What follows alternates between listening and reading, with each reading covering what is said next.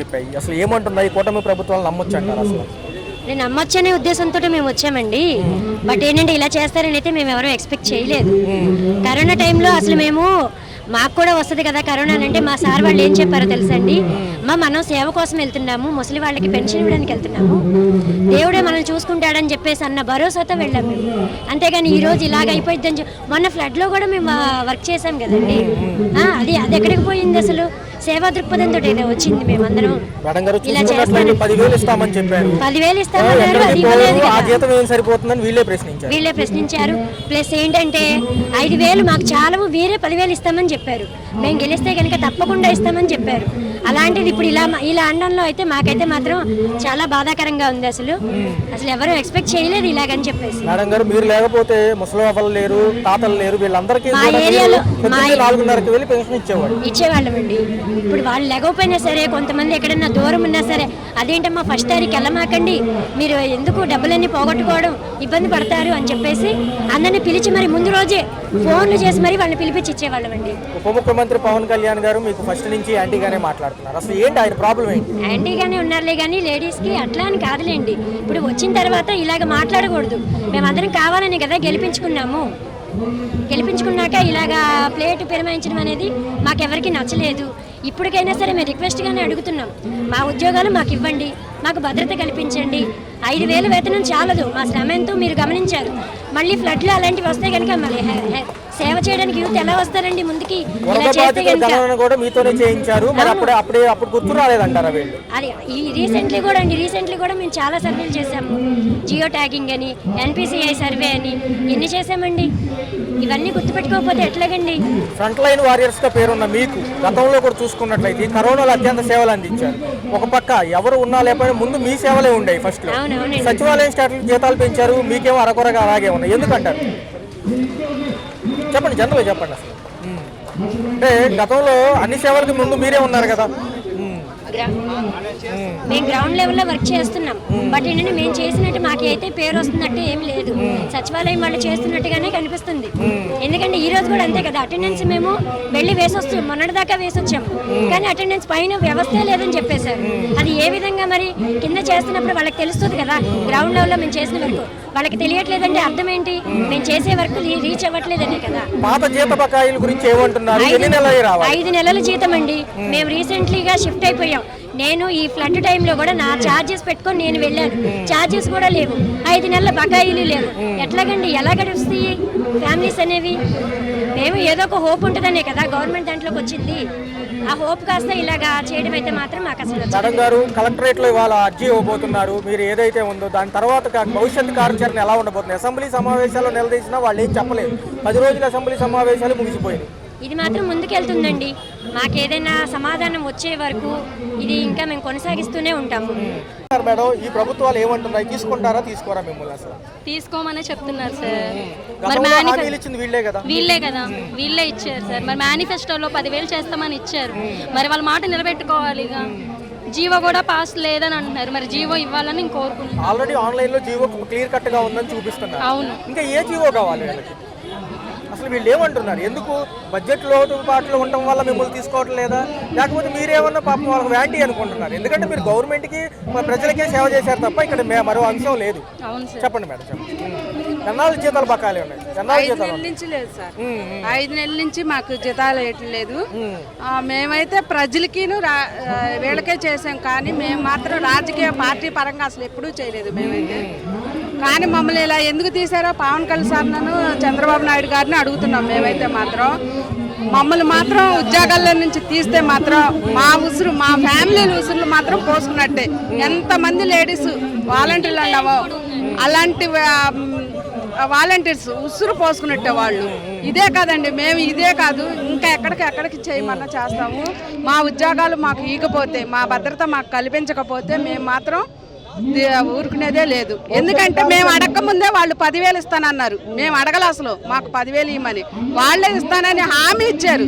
హామీ ఇచ్చి వాళ్ళు ఇచ్చిన మాట తప్పితే మాత్రం మాకే వాలంటీర్లకే ఇవ్వలేదంటే ఇంకా జనానికి ఏం చేస్తారు వాళ్ళు? ఇంకా జనానికి చేస్తారా? ఇచ్చిన హామీలు 100 మందికి ఇస్తున్నారు. ఇప్పుడు గ్యాస్ బండ్ అన్నారు, గ్యాస్ బండి ఎంతమందికి ఇచ్చారు? 200 మందికి ఇచ్చారు. ఒక్కొక్కళ్ళు కొట్టుకుంటున్నారు. మేము వరదల్లో నుంచి బయటకు వచ్చి చేసాము, అంత వరదల్లో కాడ. కానీ మాకు అసలు డబ్బులు కాడ పడలా. కానీ ఒక్క వస్తువు కాడ ఇవాళ గవర్నమెంట్ తరపు నుంచి మేము వాలంటరీగా చేసాం. మేము మీకు ఇస్తాం, మేము జీతాలు ఇస్తాము, మేము తీసుకుంటాం. రేత్రి 12 కాడ కాన్ఫిడెన్స్ కాల్ మాట్లాడారు. అసలు కరోనా వచ్చిన ఇంటికి కూడా వెళ్ళామండి మేము. కరోనా ఇంటికి కూడా వెళ్ళాము మేము.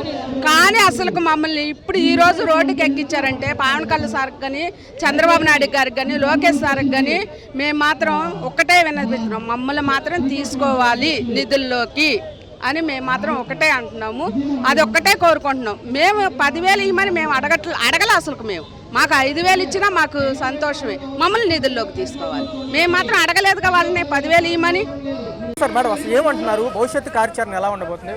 సరే ఒకసారి 100% దీన్ని ముందుకు తీసుకెళ్దాం అనుకుంటున్నాం సార్. మేమైతే వదలం. ఎందుకంటే మేము ఎంత కష్టపడ్డాము. మేము ఎలా వదిలేస్తాం సార్? వదిలేసి వీళ్ళు చేతగాని వాళ్ళు వాలంటీర్స్ అని అనిపించుకోవడం. కరోనా టైంలో కానీ, ఫ్లడ్స్లో కానీ మేము చేసిన పనికి మేము చేతగాని వాళ్ళం కాదు సార్. దయచేసి చంద్రబాబు నాయుడు గారికి, పవన్ కళ్యాణ్ గారికి విజ్ఞప్తి చేస్తున్నాం. ప్లీజ్ మీరు దయచేసి వాలంటరీ వ్యవస్థని పునరుద్ధరించండి.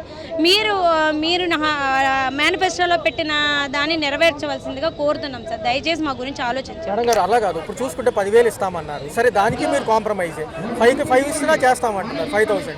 ఒక పక్క చూసుకుంటే జీవో ఆన్లైన్లో ఉంది, ఎందుకు లేదు? ఆల్రెడీ మీకు ఇచ్చిన శాలరీలు గవర్నమెంట్ ప్రయారిటీ, ఇంకే జీవో కావాలంటారు సార్. అదే మాకు అర్థం కావట్లేదు సార్. జీవో లేదు అని అంటున్నారు. జీవో లేకోకుండానే మాకు 200 పేపర్ బిల్ కట్ చేశారా సార్? పేపర్ బిల్లు జీవో పెట్టి కట్ చేశారు సార్. ఏ జీవో లేకుండా 200 రూపాయలు మా శాలరీలోంచి ఎందుకు కట్ చేస్తారు సార్? జీవో ఉంది సార్. దయచేసి ఎందుకు ఈ విధంగా మాట్లాడుతున్నారు? మీరు మేనిఫెస్టోలో పెట్టిన దాన్ని నెరవేర్చండి. ఎందుకంటే మేము అనుకుంటున్నాం పవన్ కళ్యాణ్ సార్ మాకు అన్యాయం చెయ్యరు అని. దయచేసి పవన్ కళ్యాణ్ సార్కి మరీ విజ్ఞప్తి చేస్తున్నాం సార్. మా గురించి ఒక్కసారి చంద్రబాబు గారిని ప్రశ్నించండి. మీరు మొన్న సర్పంచుల దగ్గర అన్నారు వాళ్ళది టెక్నికల్ ఇష్యూస్ ఉన్నాయని. టెక్నికల్ ఇష్యూస్ క్లియర్ చేయడం మీకు ఎంతసేపు సార్? రాజు తలుచుకుంటే దెబ్బలు కొదవని అంటారు. మీరు రాజు స్థితిలో ఉన్నారు. ఎందుకు మీరు మా గురించి ఇంత తక్కువగా ఆలోచిస్తున్నారు? దయచేసి మా గురించి ఆలోచించి వాలంటరీ వ్యవస్థను పునరుద్ధరించవలసిందిగా కోరుతున్నాను సార్. Thank you. చెప్పండి ఏమంటున్నారు మేడం? గతంతో పోల్చుకుంటే మీ సేవలు చాలా మంది 4 ఏళ్ల పాటు 4 ఏళ్ళు పైచిలికే అందుకున్నారు. ఒక పక్క చూసుకుంటే వరదల్లో కూడా మీరే ఫ్రంట్ లైన్గా ఉన్నారు. అసలు ఏమంటున్నారు? ఎందుకు తీసుకోమంటున్నారు? ఫస్ట్లో బాగానే ఉందండి. ఒక 6 మంత్స్ నుంచి శాలరీస్ లేవు. వరదల్లో కూడా మార్నింగ్ 6కి వచ్చేవాళ్ళం, ఈవినింగ్ 6 దాకా ఉండేవాళ్ళం. వరదలో ఫుల్ వాటర్లో కూడా మేము వచ్చాము. మా పిల్లల్ని, మా ఫ్యామిలీని అందరికీ వదిలేసి మేము అప్పుడు వచ్చేవాళ్ళం. ప్రస్తుతం ఇప్పుడైనా సరే శాలరీ లేవు, ఏం లేవంటే మా ఫ్యామిలీ వాళ్ళు కూడా ఇంట్లో వాళ్ళ పరిస్థితి బాగోపోయినా మేము వచ్చాం కదా. ఇప్పుడు మాకు మరి ఏం న్యాయం చేస్తారండి? ఎన్ని నెలల జీతం బకాయిలు ఉన్నాయి మేడం? 6 నెలలు అవుతుందండి శాలరీస్ లేవు. మొన్న NPCI లింక్స్ కూడా మాతోనే చెప్పించారు. క్లస్టర్లోకి కూడా మమ్మల్ని వెళ్ళమన్నారు. వాళ్ళకి ఫోన్ నెంబర్స్ కానీ ఏమి వాళ్ళ దగ్గర లేవు. మొత్తం మా దగ్గర ఉన్నాయి. డేటా బుక్స్ కానీ ఏవైనా సరే మమ్మల్ని అడగాల్సింది. ఏదైనా సరే మమ్మల్ని అడగాలి. మేము చెప్తేనే వాళ్ళ దగ్గర ఉంటాయి ఏవైనా సరే. క్లస్టర్లో వాళ్ళు కూడా మీరు ఉంటేనే బాగుంటుంది, ఏదైనా సరే మా దగ్గరే కదా వాళ్ళ వర్క్ అట్లా. ప్రజల్లో కూడా అత్యంతంగా మేము చేసిన సర్వే ప్రకారం చూసుకుంటే మీరు లేకపోతే అవ్వట్లేదు అంటున్నారు. ఒక పక్క సచివాలయం స్టాచ్ అరాకొరగా ఉన్నప్పటికీ కూడా వాళ్ళు చేసే పనులు మీలాగా పొద్దున్నే వెళ్ళి ఇచ్చే పరిస్థితి లేదు. ఎందుకంటారు? అంటే మేమంటే మార్నింగ్ 6కి వెళ్ళి పెన్షన్స్ అయిపోయాయి. 7:30, 8 కల్లా పెన్షన్స్ అన్నీ అయిపోయి వాళ్ళు వెళ్ళేటప్పటికి 9, 10 అవుతుంది. పనికి వెళ్ళే వాళ్ళు ఉంటారు. చాలా మంది ఫ్యామిలీస్ హస్బెండ్ లేని వాళ్ళే ఎక్కువ ఉంటారు క్లస్టర్లో. మరి వాళ్ళకి మార్నింగ్ వెళ్ళే ఇవ్వాలి కదండి పెన్షన్స్. మేమంటే మార్నింగ్ వెళ్ళి ఇచ్చేవాళ్ళం. వాళ్ళు ఏమో వెళ్ళట్లేదు. చాలా మంది అదే చెప్తున్నారు, మీరు ఉన్నప్పుడే బాగుందమ్మా, మీరు లేకపోతే అవ్వట్లేదు అనేసి వాళ్ళు అదే చెప్తున్నారు. ఒక పక్క ఉప ముఖ్యమంత్రి పవన్ కళ్యాణ్ గారు కానివ్వండి, ఒక పక్క చంద్రబాబు గారు మొన్న అసెంబ్లీ సమావేశాలు గడిచిపోయే 10 రోజులు చర్చలకు వచ్చినప్పుడు దీన్ని దాటవేసే చర్యగా చూశారు. మీరు ఇవ్వలేదు అని వాళ్ళు అంటున్నారు.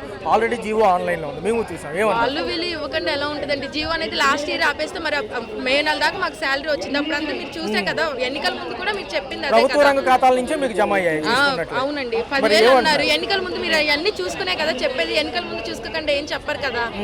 మరి 5 మంత్స్ నుంచి ఏం చేస్తున్నారు? మీరు అదే కదా చెప్పారు, మాకు ఎన్నికల ముందు 10,000 ఏదైనా సరే మీకు 10,000 ఇస్తాము అనేసే కదా చెప్పారు.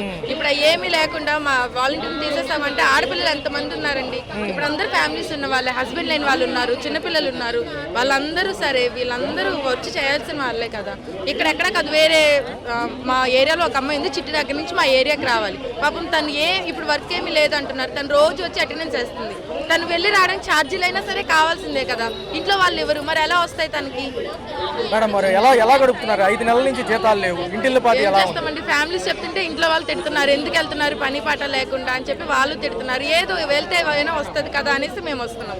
ఒకరణ అవుతుంది, తర్వాత ఏంటి భవిష్యత్తు కార్యాచరణ ఎలా ఉండబోతుంది? విధుల్లోకి తీసుకునే వరకు పోరాడతారా? జనరల్గా చెప్పండి. తప్పకుండా పోరాడతామండి. మేడం గారు, అసలు ఫస్ట్లో వీళ్ళు కూటమి ప్రభుత్వాలు వచ్చేటప్పుడు మీకు 10,000 ఇస్తామన్నారు. అసలు ఏమైంది? ఇప్పుడు ఏమైపోయారు? 6 నెలలు అయిపోతుంది దగ్గర. అసెంబ్లీ సమావేశాల్లో కూడా చర్చను పక్కదో పట్టించారు. ఎట్లా అనిపిస్తుంది?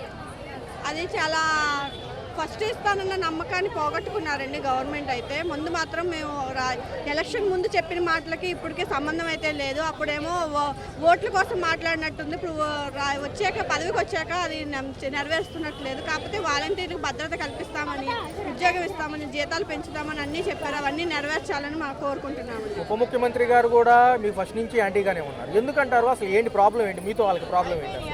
పవన్ కళ్యాణ్ గారికి ఉప ముఖ్యమంత్రిగా మీరు గవర్నమెంట్లే కదా సేవ చేసింది, సామాన్యులకి సేవ చేశారు. మరి ఎందుకు ఆయనకి మా మీద కోపంగా ఉన్నారైతే మాకైతే తెలియదు. మేమైతే జనాలకు సేవ చేయడానికే వచ్చాము, సేవ చేస్తాము అన్నాము. అది ఏమన్నా ఉంటే కనుక ఆయనే చెప్పాలి. మరి మాకు ఎలాంటి కోపము లేదు. మేము జనాలకు సేవ చేయడానికే వచ్చాము. గవర్నమెంట్ తరఫున చేసాం తప్ప మేము పార్టీ తరఫున అయితే సేవ చేయలేదండి. తెల్లారుజాము 4 కాడి నుంచి పెన్షన్లు ఇచ్చిన మీరు ఇప్పుడు ఎందుకు కాకుండా పోయారు?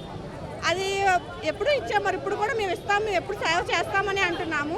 మరి అయితే మా సేవను వినియోగించుకోవాలని గవర్నమెంట్కి చెప్తున్నామండి. మేడం గారు, భవిష్యత్తు కార్యాచరణ ఏంటి? అసలు ఏమనుకుంటున్నారు? ఇంకా చాలా మంది ఉన్నారు, రావాల్సిన వాళ్ళు కూడా అన్ని జిల్లాల మీద కలిపి చాలా మంది ఉన్నారు. 2 లక్షల పైచీలకు ఉన్నారు. వాలంటీర్ల పరిస్థితి ఏంటి? మిగతా ఉద్యోగ రంగంలో సెటిల్ అవ్వాలన్న ఎక్స్పీరియన్స్ అడుగుతారు. ఇప్పుడు ఇన్నాళ్ళు ఏం చేశారు అంటే ఎలా చూడాలి ఈ అంశం? అంటే అది మేమైతే కనుక సేవ చేయాలని, మా ఉద్యోగ భద్రత కల్పించాలని మేము గవర్నమెంట్ని కోరుకుంటున్నామండి. మా పట్ల వాళ్ళు కొంచెం ఆలోచించి నిర్ణయం తీసుకోవాలని కోరుకుంటున్నాం. చంద్రబాబు నాయుడు గారు అసలు దీని గురించి పట్టించుకున్నట్టే ఉంటున్నారు. ఏమంటారు అసలు జనరల్గా? ఆయన ఎందుకు పట్టించుకోకుండా ఉంటున్నారో అయితే తెలియదు. మరి జనాలు కూడా మేము కావాలని కోరుకుంటున్నారు. మేము ఉండాలి అని వాళ్ళకి అన్నీ కల్పించాలని వాళ్ళు కోరుకుంటున్నారు. పథకాల విషయంలో కానీ ఏ విషయంలో కానీ మేము చేసిన సేవలు వాళ్ళే మర్చిపోలేదు. కాకపోతే చంద్రబాబు నాయుడు గారు కూడా కొంచెం ఆలోచించి మా పట్ల న్యాయం చేయాలని కోరుకుంటున్నాం. సార్, జనరల్గా చూసుకుంటే ఈ వ్యవస్థకు సంబంధించి అత్యంత సేవలు పొందిన వ్యవస్థ, రెండోది గవర్నమెంట్కి మరియు సాధారణమైన జనానికి మధ్య వారధిగా ఉన్న వీళ్ళు మరి ఇప్పుడు కాదు అంటే ఏమైపోతారు? 5 ఏళ్ళు చేస్తున్నారు దగ్గర. ఎలా అనిపిస్తుంది సార్? ఒకటండి, మమ్మల్ని తీసుకోకపోయినా ఫస్ట్ ముఖ్యంగా జనాల్లో సర్వేలోకి వెళ్ళాలండి. అసలు వాలంటీర్లు ఎలా పనిచేశారు? అసలు వాళ్ళు అవినీతికి పాల్పడి పనిచేశారా, లేకపోతే వాళ్ళ సొంత ఖర్చులతో జనాలకు ఉపయోగపడ్డారా అనేది వాళ్ళు తెలుసుకోవాలి ఫస్ట్. రెండోది ఏంటంటే, ఈరోజు సచివాలయం వాళ్ళకి పెన్షన్లు అవన్నీ అప్పచెప్పారు, కానీ ఇప్పటికీ వాలంటీర్ లేకుండా ఏ పని జరగట్లేదు. అది మాత్రం వాళ్ళకి తెలియట్లేదు. వెనక మాత్రం వీళ్ళు వాలంటీర్లు ఉపయోగించుకుంటున్నారు. నిన్న కాక మొన్న కూడా ఎన్పిసిఎల్ ఏది బ్యాంక్కి ఆధార్ లింకులు లేవని చెప్పి ఎన్నో, కానీ అవన్నీ కూడా వాలంటీర్లతోనే చేయించుకున్నారు. బ్లడ్ ఏరియాలో డిస్ట్రిబ్యూషన్కి కానీ ప్యాకింగ్లకు కానీ వాలంటీర్లనే ఉపయోగించుకున్నారు. అది కాకుండా జియో ట్యాగింగ్, యాక్చువల్ ఇదివరకు వాలంటీర్లు మ్యాపింగ్ చేసుకునేవాళ్ళు, ఇప్పుడు ఆ సచివాలయం గడిచారు. ఆ సచివాలయం వాళ్ళు 5 సంవత్సరాలు బట్టి పనిచేస్తున్నా ఇప్పటికీ వాళ్ళకి ఇల్లులు తెలియదంటే ఎలా అండి? ఇప్పటికీ వాలంటీర్ సహాయం కావాల్సి వస్తుందిగా. ఆ వాలంటీర్ సహాయం లేదనుకున్నప్పుడు మరి వీళ్ళు ఉపయోగించుకోవద్దు అనుకున్నప్పుడు ఎలా వాడుకుంటున్నారు? గత ప్రభుత్వాలు ఏవైతే ఉన్నాయో వీళ్ళ సేవలు బాగా ఉపయోగించుకున్నారు. రెండో చూసుకున్నట్లయితే వాళ్ళకి సన్మానాలతో పాటు ఫ్రంట్ లైన్ వారియర్లుగా ఇచ్చారు. ఒక పక్క ఈ ప్రభుత్వాలు వచ్చే ముందు మీకు 10,000 ఇస్తామన్నారు. ఆ గతంలో ఇచ్చిన శాలరీస్ అని ప్రభుత్వ ఖాతాల నుంచే వచ్చినాయి. జీవో పక్కాగా ఉంది, వాలంటీర్లు తీసుకుంటున్నామని. ఇప్పుడు లేదంటారు ఏంటి సార్? అసలు ఏంటి ఇలా ప్రాబ్లం? ఓకేనండి, ఇప్పుడు బడ్జెట్లో అమౌంట్ లేదంటున్నారు, అది కరెక్టే, కాదనట్లేదు. ఎందుకంటే కనీసం ఆ 5,000 అయినా కంటిన్యూ చేసి మేము ఒక 6 నెలల తర్వాత, సంవత్సరం తర్వాత మీకు 10,000 చేస్తామనే ఒక ఆశ కల్పించి వాళ్ళని ఉపయోగించుకోవచ్చు. అలాగైనా సరే మీ దగ్గర లేవు, నిజంగానే అమౌంట్ లేదు, ఖజానాలో అమౌంట్ లేదు, కానీ ఈ 5,000 అయినా కంటిన్యూ చేయాలిగా. ఇప్పుడు దాకా 10,000 మీరు వచ్చి గెలిచిన తర్వాత 10,000 ఇచ్చింది లేదు, కనీసం 5,000 కూడా ఇవ్వలేదు. కనీసం రోజు ఛార్జీలకే అవుతాయిగా, మనిషికి 50 రూపాయలు చెప్పునైనా 100 రూపాయలు చెప్పునైనా వచ్చి వెళ్ళే వాళ్ళు ఉంటారుగా. ఆ ఛార్జీలకైనా కనీసం రావాలి కదండి. 5 నెలలు పెట్టి పెట్టుబడి ఎవరు పెట్టుకుంటారు? ఈరోజు ఇంటద్ది రావట్లేదండి 5,000 రూపాయలకి. ఇంటద్ది నేను 7,000 కడతానండి. 5,000తో బతికేస్తామా ఏంటి? కాకపోతే ఏంటి, ప్రజల కోసమేగా సేవ చేసేది. అది మేము ఏమైనా తప్పు చేసి ఉంటే ఆ జనాల్లోకి వచ్చి వాళ్ళు సర్వే చేసుకొని ఈ వాలంటీర్ తప్పు చేశాడు అని చెప్పి తీసేయమని తప్పు లేదు.